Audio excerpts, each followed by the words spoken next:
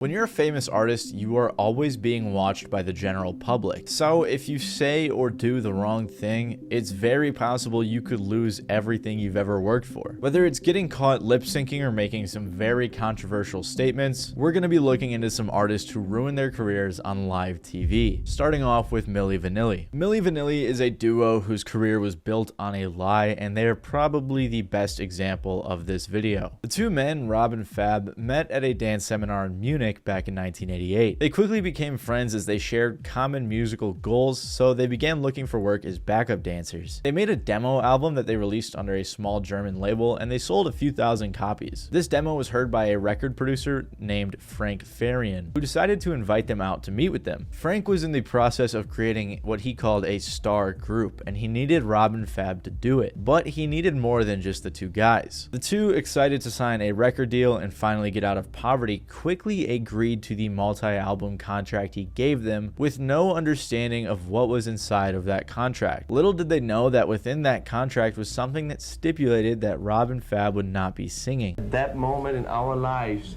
we couldn't think better or wiser. We were 22, 23, very naive Germans, French people who never been in the United States, who hardly didn't speak English, who got this offer, you know.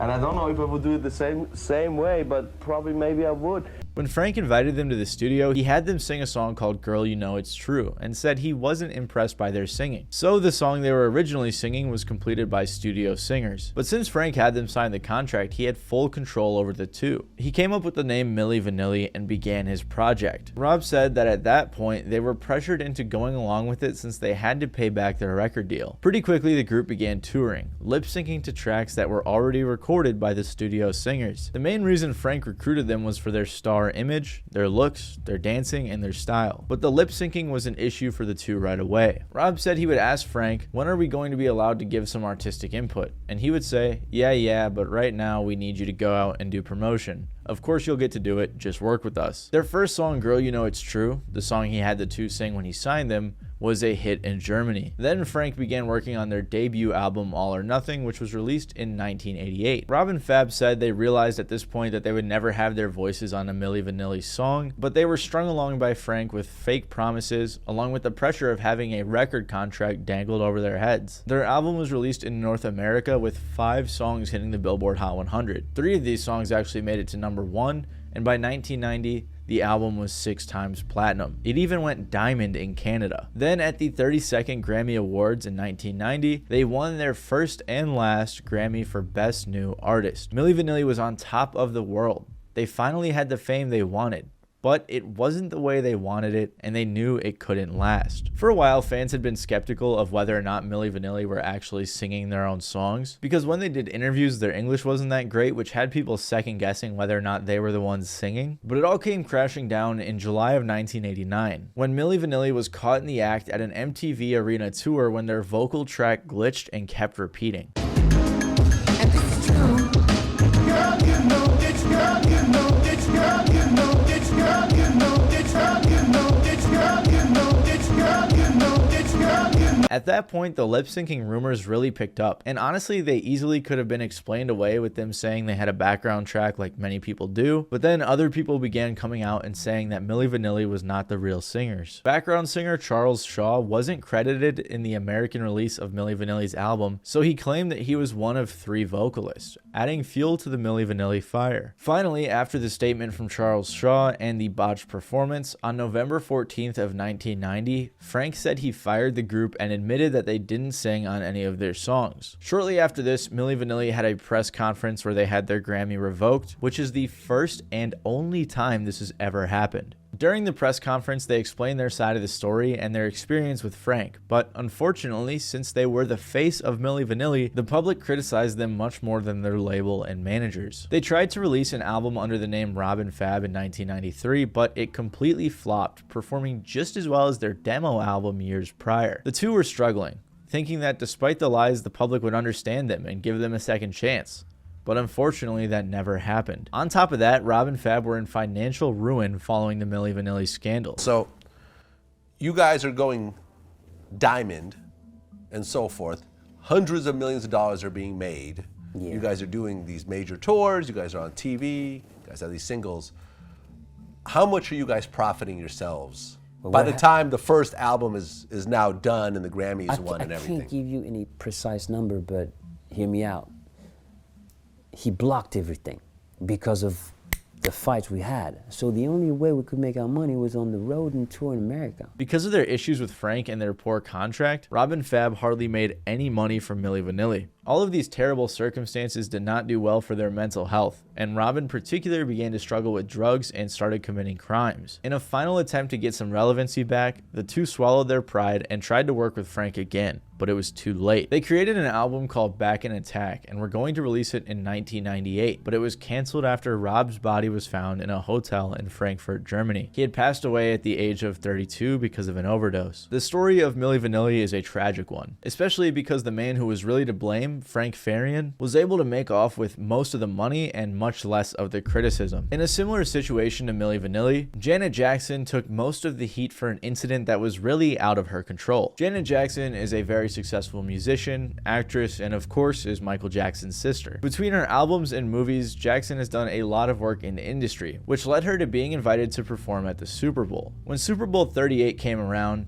Janet finally had her shot. Prior to this, Janet had been touring with NSYNC, and Justin Timberlake, who is a member of NSYNC, had attended Jackson's shows as a kid, which led her to being a major influence on him. After the tour, Janet and Justin became good friends and worked together a bunch. So when the Super Bowl halftime show came around, Janet played a few songs, and then Justin Timberlake came out as a surprise guest to duet his song Rock Your Body. When Justin reached the final line, which ironically was "Bet'll Have You Naked" by the end of this song, he pulled off a part of Jackson's costume. When he did this, he exposed her right boob, although she had one of those nipple covers on. At first, people were confused and not sure if the move was on purpose because of the nipple cover and the line on the song, but Janet herself looked pretty shocked. And soon after, it would be decided that the incident was not intended and was a wardrobe malfunction instead. After the show, MTV and CBS apologized for the flash and said they had no clue the duo's performance included partial nudity. MTV's CEO at first said that it was a stunt that Janet had planned and said that they did not intend for this nudity to occur, but the damage had been done. The NFL commissioner and the FCC chairman publicly ridiculed Janet. A representative of Janet tried to explain the malfunction, saying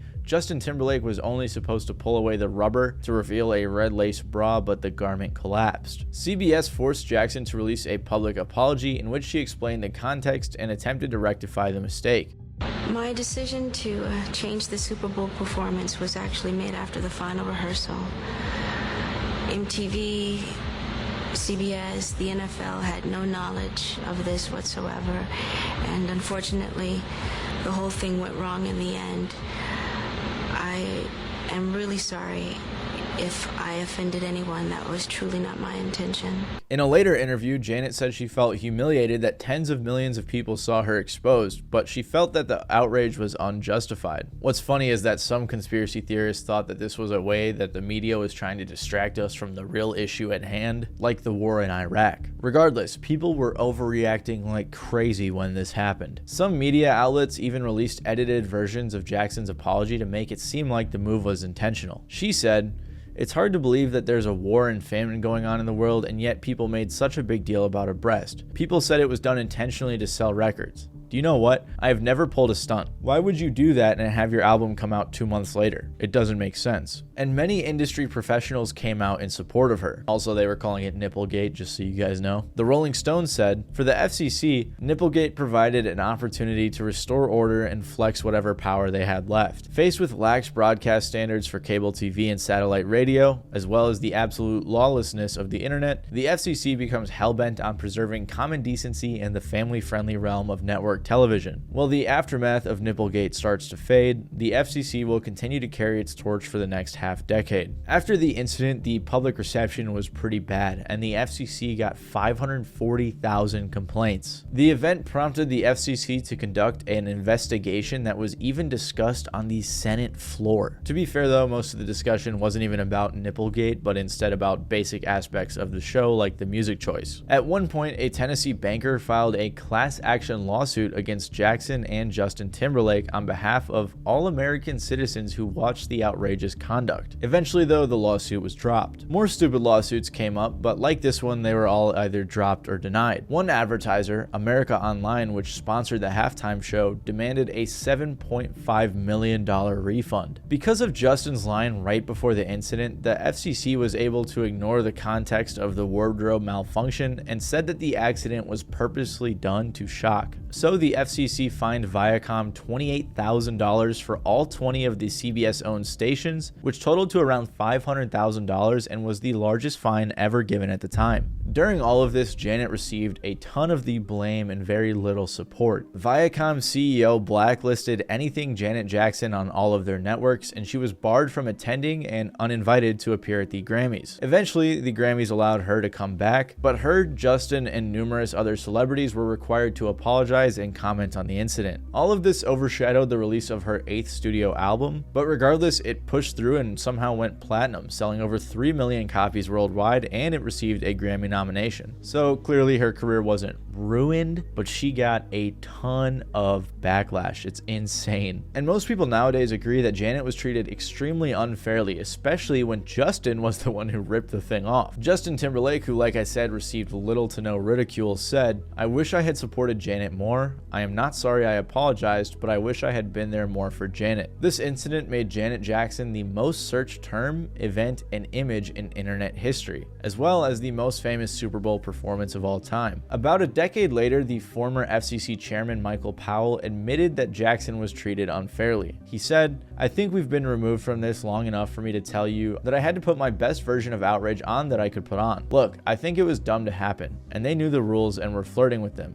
And my job is to enforce the rules. But, you know, really, is this what we're gonna do?" He also brought up the issue of Justin Timberlake facing no punishment, saying, "I personally thought that was really unfair. It all turned into being about her. In reality, if you slow the thing down, it's Justin ripping off her breastplate." And just like Janet Jackson, but on a much smaller scale, looking back, a lot of people thought their treatment of Slim Jesus was a bit harsh. To be fair, this was an interview on YouTube, not live TV, but I'm gonna count it, and there's nothing you're gonna do about it. Anyway, in 2015, Slim Jesus and his videos began going viral on WorldStar for his gimmicky personality and the attention he was receiving from labels. He was a scrawny little white rapper who was playing with guns in his music videos, so clearly this got quite a bit of attention. I mean, he looked like he was a kid. It really was pretty funny. However, Slim had a pretty normal childhood and worked pretty normal jobs creating videos, content, and music on the side. As he began making music, he used the drill genre with a lot of its imagery in his lyrics and videos, which, like I said, is what made him go viral. But this also led to a lot of people questioning how credible he was behind what he said in his songs and what he acted out in the music videos. Eventually, apart from going viral, people started actually listening to his music and he began getting more listeners that had a few mixed reactions. The publicity, though, led to Slim getting more attention through the forms of interviews, which dove deeper into his background. He was really early to the shock trend that he was riding on, which made him something different that no one had quite seen yet, kind of like Ian before there was an Ian. A lot of people made fun of him, with people in the industry even dissing him on songs and just making fun of him on the internet. People began saying that he was not as hard as he portrayed himself, but people kept hopping on the Slim Jesus bandwagon. Famous artists even began appearing with Slim publicly, although it did not seem that a lot of these interactions were genuine. All this time, Slim was able to keep things together with his collaborations and things like that, up until the famous DJ Vlad interview. During his interview with DJ Vlad, Vlad asked Slim a few questions about his persona, asking specifically what real gang ties he had or if he had a street life or any of that stuff. And Slim's response was a big mistake in revealing the truth about his life.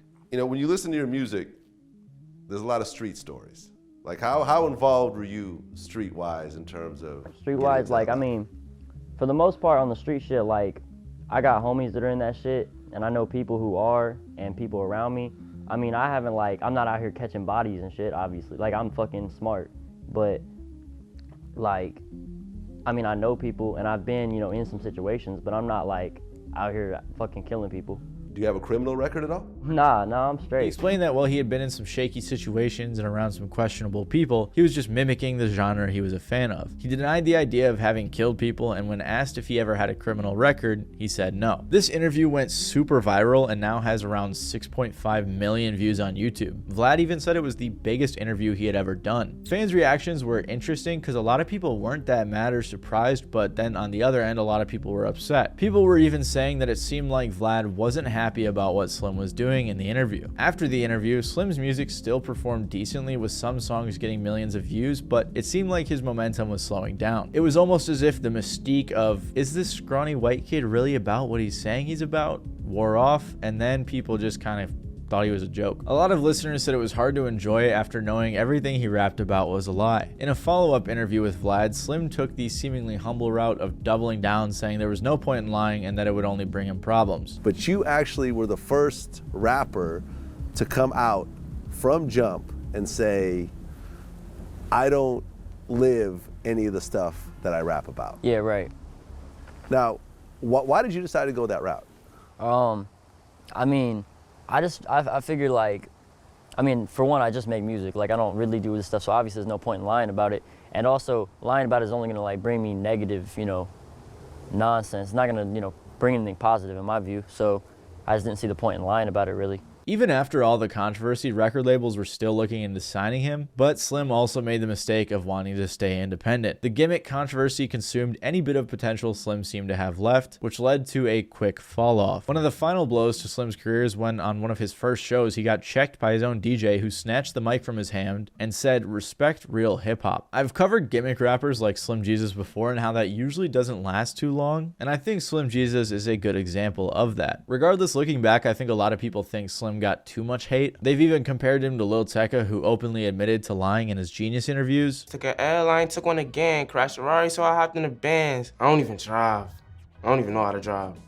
That's dead. I got 2 twin Glocks, turn you to a dancer. I don't have no straps for nobody. I don't got no straps. I got red, I got blue, what you want? The Chanel, Balenciaga, Louis Vuitton. She know I got the Fendi Prada when I hit Milan. No, I've never been to Europe or nothing. And while Slim Jesus was lying, Sinead O'Connor was telling the truth. She was just a bit ahead of her time. Sinead O'Connor was an Irish singer, songwriter, and also activist, which eventually became problematic for her career. At the time, protested some hot topics like child abuse, human rights, racism, and women's rights. Throughout her career, she discussed all of these things regularly, and these public displays of protest would all culminate in her SNL controversy. In her 2021 memoir, O'Connor wrote that as a child, her mother regularly beat her and even taught her to steal from the collection plate at Mass and from charity tins. Because of this poor parenting, O'Connor got into a lot of trouble as a kid, at one point even being sent to a Catholic detention center. What she saw there and experienced was a major influence on her activism, specifically with the Catholic Church. O'Connor described punishments at the facility, saying, "If you were bad, they sent you upstairs to sleep in the old folks' home. You're in there in the pitch black, you can smell the shit and puke and everything, and these old women are moaning in their sleep. I have never, and probably will never, experience such panic and terror and agony over anything." All of her experiences and mistreatment and hearing stories of others in her Catholic-dominated nation of Ireland led to her protest on October 3rd of 1992. She was the guest on SNL performing a rendition of Bob Marley's 1976 song War, when she held up a photo of Pope John Paul II and tore it into pieces. She then said, "Fight the real enemy," and threw the pieces on the ground. Of good over evil.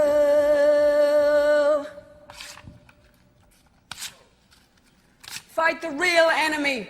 Everyone in the building was shocked because this was very controversial at the time, and also because no one had any idea she was going to do that. In the dress rehearsal, she held up a photo of a refugee instead, so when it happened live with the Pope, everyone in the cast froze. Apparently, one of the producers broke out in tears, and the vice president of NBC said he literally jumped out of his chair. Executive producer Lorne Michaels said, "The air went out the studio. and he specifically ordered not to turn on the audience applause cue. Looking back nowadays, it seems like everyone's reaction was a little bit much. I mean, we've seen way crazier stuff over the years, but I guess doing this on SNL in the 90s was a bit different. The photo of the Pope she tore up was actually the photo her mother kept above her bed as a child, and O'Connor said she was waiting for the right time to destroy it. On one hand, Sinead was known for her activism, so it wasn't too out of the norm, but on the other hand, no one was really tearing up pictures of the Pope on live TV. Very quickly, the public backlash began, with 4,500 live viewers complaining, and as a result, O'Connor was banned from NBC for life. The Catholic Church was obviously pretty angry too, and she was criticized by the Anti-Defamation League. Celebrities like Joe Pesci and Madonna joined in mocking O'Connor's performances on episodes later that season.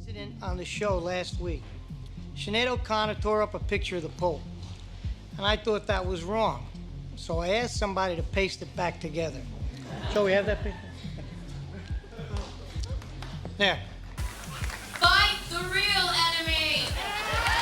Regardless, Sinead continued to push her message when she appeared on a talk show about a week after this happened. On the show, she doubled down discussing the Catholic Church and how it's responsible for the physical, sexual, and emotional abuse she had suffered as a child. She continued to explain that the Catholic Church had destroyed entire races of people and had been abusing children for a long time. Right after her appearance on the talk show, public opinion was still so bad that she was booed while on stage at the 30th anniversary tribute concert for Bob Dylan at Madison Square Garden. A producer at her label said this controversy led to her losing the love of the fans, which was made much worse because she hadn't had a hit in a while. Despite how controversial this was, she stood strong and maintained her position, saying she never regretted what she did. She actually said she thought it was her greatest career accomplishment. And to be fair, when looking back, she was actually right. Ironically enough, this incident was 9 years before Pope John Paul II, the guy in the photo that she tore up, publicly acknowledged that the abuse of children in the Catholic Church was a real thing. In 2020, after a lot more details came out and opinions had shifted, Time magazine named O'Connor the most influential woman of 1992 because of her protests. So I understand that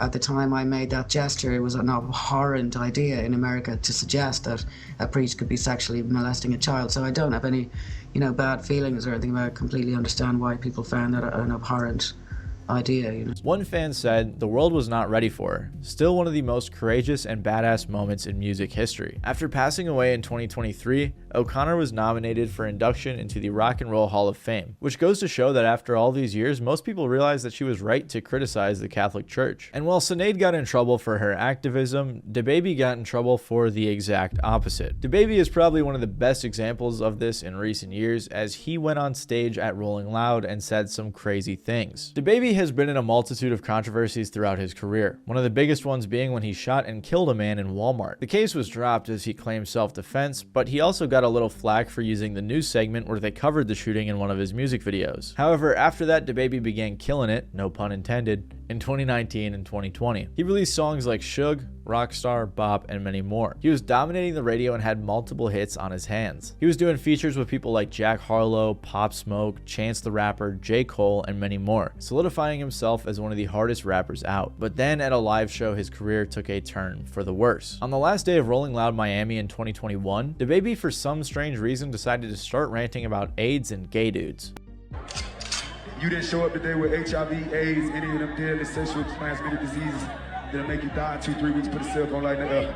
Lady, if your pussy smell like water, put a cell phone light in the air. Fellas, lights up. Fellas, if you ain't sucking nigga dick in the parking lot, put your cell phone lights in the air. Let's be real about this shit. Yeah, keep it fucking real. Some of y'all niggas suspect as a motherfucker. Let's be real. I honestly can't imagine what prompted him to say this, but regardless, it was a big mistake. Many fans said that this wasn't homophobic, but many other people thought that it was very offensive, which led to immediate backlash. He quickly responded on an Instagram story. Me and all my fans at the show, the gay ones and the straight ones, we turned the fuck up. I'm talking about my boy that was at the front of the stage, left over there by where I jumped at. Ask him, he got clips all on his shit. The whole night was recording. We were turned the whole night. My boy had the crop top on, front row. Yeah, out there in that jungle, in that water. But even after doubling down and talking about how people didn't get it because it was a live show, the backlash continued. Many artists like Dua Lipa, Elton John, Demi Lovato, Questlove, and more spoke out against DaBaby's performance. Then DaBaby tried to apologize on Twitter, but the controversy didn't stop. His song with Dua Lipa was removed from the radio, the clothing brand Boohoo Man ended their collaboration with him, he was dropped by Lollapalooza, he was then dropped by the Governor's Ball, and many more bad things continued to happen. So he finally issued his third and most formal apology on August 2nd, in which he said, "I want to apologize to the LGBTQ+ community for the hurtful and triggering comments I made. Again, I apologize for my misinformed comments about HIV/AIDS, and I know education on this is important. Love to all, God bless." Although after this formal apology, he did a bunch of stuff that made a lot of people think that it was disingenuous. For example, he called some people crybabies in an interview, said he couldn't afford to quit right now if he got canceled,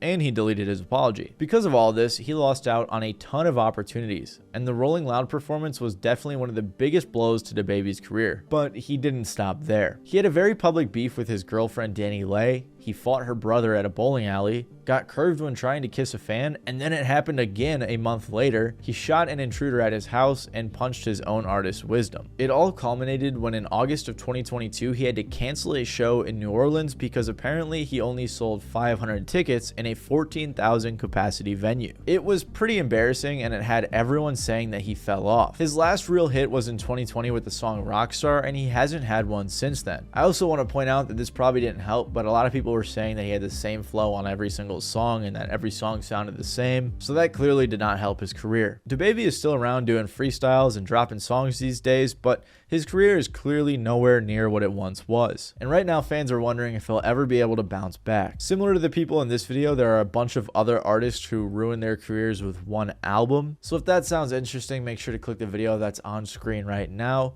Other than that, thank you guys for watching. If you enjoyed, maybe leave a like, maybe even consider subscribing. But this has been your boy Matty Balls, and I'll see you guys next time.